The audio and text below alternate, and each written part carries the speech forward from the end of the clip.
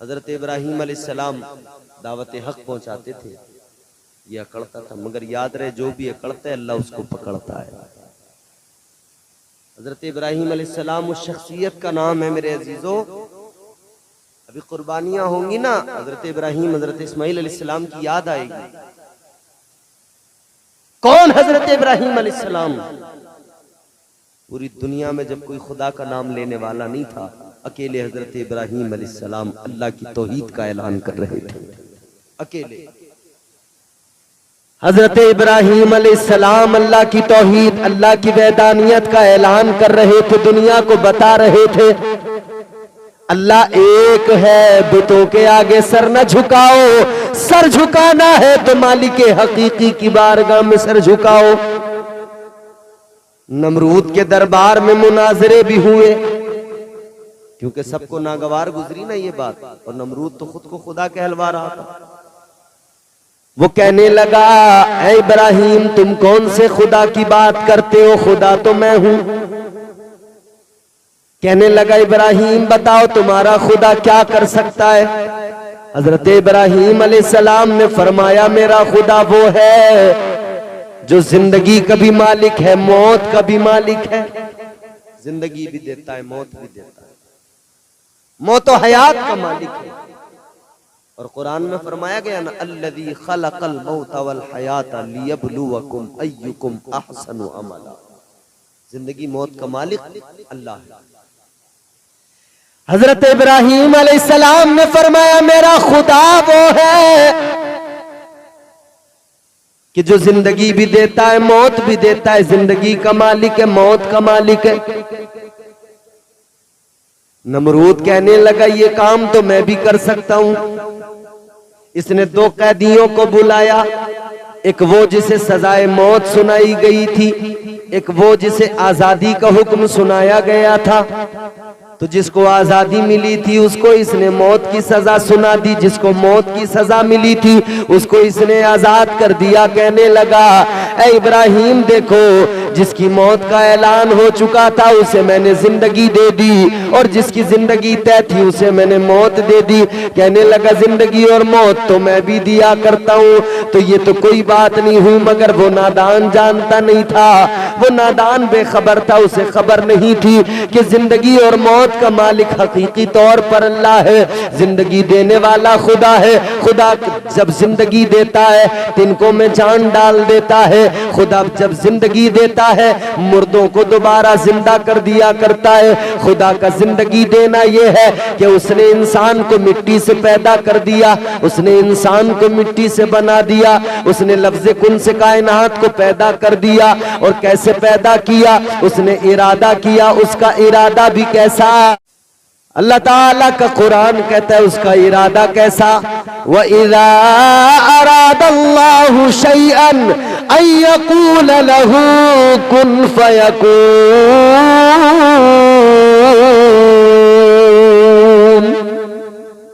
वो जब इरादा करता है किसी काम का तो परवरदिगार क्या फरमाता है? कुन हो जा, फयकून, फिर वो हो जाता है। अल्लाह ताला इरादा फरमाता है, ये परवरदिगार का इरादा है। अल्लाह ताला इरादा फरमाता है तो फरमाता है कुन हो जा, फिर वो हो जाता है। तो अल्लाह ताला ने इंसान को पैदा किया, कायनात को वजूद अता किया। हकीकी तौर पर हर चीज का पैदा करने वाला परवरदिगार है। और फिर मौत भी उसी के हुक्म से आती है, और इंसान मर जाता है ना, मरने के बाद में फिर अल्लाह ताला इंसान को फिर दोबारा उसकी कब्रों से बरोज़े क़यामत कब्रों से उठाया जाएगा। अल्लाह ने कुरान में फरमाया ना, मिनहा खलक़नाकुम व फ़ीहा नुईदुकुम व मिनहा नुख़रिजुकुम तारतन उख़रा। फरमाया तुम्हें इसी मिट्टी से पैदा किया गया, फिर वापस इसी में मिला दिया जाएगा, फिर वो वक्त आएगा कि इसी से तुम्हें दोबारा उठाया जाएगा। तो अल्लाह ताला जिंदगी मौत का हकीकी तौर पर मालिक है। मगर वो नमरूद कहने लगा कि जिंदगी मौत तो मैं भी देता हूं। हजरत इब्राहिम अलैहिस्सलाम ने फरमाया मेरा खुदा तो वो है कि जो सूरज को मशरिक से तुलू करता है, मगरिब में गुरूब कर देता है। मशरिक से तुलू करता है, मगरिब में गुरूब कर देता है। फरमाते अगर तू खुदा है तो तू एक काम कर, ये सूरज मगरिब से तुलू करके दिखा दे, मशरिक में गुरूब करके दिखा दे। अब यहां बड़ी दिलचस्प बात बताने वाला हूं। अल्लाह ताला ने फरिश्तों को हुक्म दे दिया था, फरिश्तों ये जो सूरज मशरिक से निकलता है मगरिब में तुलू होता है ना, तैयार रहना अगर जरूरत पड़ गई। यानी अगर नमरूद ये कह देता कि अगर तुम्हारा खुदा इतना पावर वाला है, इतना ताकत वाला है, तो तुम उस खुदा से कहो कि वो मगरिब से तुलू करके मशरिक में गुरूब कर दे, तो अल्लाह ने फरिश्तों को तैयार कर रखा था। फरमाया था फरिश्तों तैयार रहो। अगर मेरे खलील से नमरूद ने कह दिया कि मगरिब से तुलू करना है और मशरिक में गुरूब करना है, तो फरिश्तों तैयार रहना। बात खलील की है, बात दोस्त की है। दोस्त की बदनामी ना हो जाए, खलील मेरा रुसवा ना हो जाए। अगर नमरूद ऐसा भी कह दे तो आज निजाम कायनात बदल जाएगा, निजाम कुदरत बदल जाएगा। फिर अल्लाह ने फरिश्तों को फरमा दिया था अगर ऐसा भी हुआ तो फिर यही करना पड़ेगा, मगरिब से सूरज निकलेगा, मशरिक में डूब जाएगा। वो हजरत इब्राहिम अलैहिस्सलाम, मुनाजरा भी हुआ, जवाब न बन सके तो कहा इन्हें सजाए मौत सुना दो। और आज भी यही होता है, जब हुक्मरान देख लेते हैं ना कि हमारे पास इसका कोई जवाब नहीं है और ये हमें नुकसान देगा, तो उसे कहते हैं कि इसे मार दो, कैद कर दो, सजाए मौत दे दो। तो सजा सुना दी गई, कहा कि आतिशकदा तैयार करो, आग में जला के मारा जाएगा। अल्लाह, आतिशकदा तैयार किया गया। दो पहाड़ों के दरमियान एक खाई, 40 गज ऊंचा, 40 हाथ ऊंचा,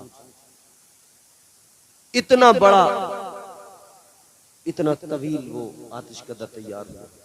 और उस वक्त लोग हजरत इब्राहिम अलैहिस्सलाम को जलाना सवाब का काम समझ रहे थे, क्योंकि सब के सब कुफ्र में ऐसे डूबे हुए थे, बेखबर थे।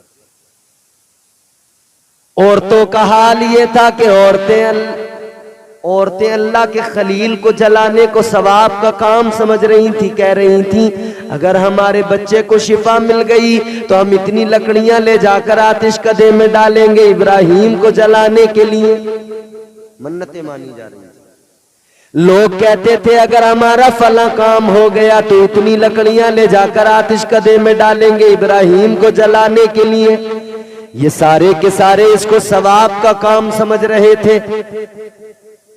मगर इधर आतिशकदा तैयार हुआ। अब इश्क में इम्तिहान था, लोगों गौर करो। आतिशकदा तैयार हो गया, आग रोशन कर दी गई। मसला यह था कि आग में डाला कैसे जाए, तो शैतान ऐसे मौके पर बड़ी जल्दी आता है। एक बुजुर्ग इंसान का हुलिया इख्तियार करके आ गया, कहने लगा डालने के लिए सोच रहे हो कैसे डालना? कहता एक मंजनीक बनाओ, जो आजकल हमारे यहाँ हमारे इलाके में गोफन कहते हैं ना जिसको, उसमें क्या ढेला रख के फेंकते दूर तक जाता है, बस उसी शक्ल की मंजनीक। कहता है कि वो बना लो, उसमें बिठाओ और यहां से फेंकोगे सीधा वहीं गिरेंगे जाके। इन्होंने सारी तैयारियां कर ली। हजरत इब्राहिम अलैहिस्सलाम को मंजनीक में बिठाया गया। इश्क में इम्तिहान हो रहा है। जैसी फेंका गया अल्लाह का हुक्म हो गया, जिब्राइल जल्दी चले जाओ। बुलबुले सिदरा परवास करते हुए जल्दी जल्दी आए। हजरत इब्राहिम खलीलुल्लाह मंजनीक से निकलकर आतिशकदे की तरफ जा रहे। रास्ते में जनाबे जिब्राइल अलैहिस्सलाम कहने लगे, ए अल्लाह के खलील कोई हाजत हो तो बताओ। हजरत इब्राहिम ने फरमाया, जिब्राइल मुझे तुमसे कोई हाजत नहीं। जिब्राइल कहने लगे मुझसे कोई हाजत नहीं, अल्लाह से हाजत हो तो बताओ, क्योंकि मैं वहां तक जाता हूं जहां तक कोई नहीं जाता। हजरत इब्राहिम ने फरमाया, ऐ जिब्राइल ये बताओ, मुझे आग में डाला जा रहा है, ये बताओ क्या मेरा खुदा बाखबर नहीं है, क्या मेरा अल्लाह जानता नहीं है? कहने लगे अल्लाह तो जानता है, बाखबर है। आपने फरमाया मैं उसका खलील, आग में मुझे डाला जा रहा है, अल्लाह जानता है, बाखबर है। फरमाते जब रब्बे जलील जलाने को तैयार है तो उसका खलील भी जलने को तैयार है। अल्लाह का हुक्म आ गया, कुलना या नारु कूनी बरदन व सलामन अला इब्राहीम। अल्लाह का हुक्म आ गया, ए आग मेरे इब्राहिम के लिए ठंडी हो जा, सलामती वाली बन जा। और अल्लाह ताला ने सिर्फ यही नहीं फरमाया कि आग तो ठंडी हो जा, अल्लाह ने फरमाया सलामती वाली बन जा, ठंडी हो जा सलामती वाली।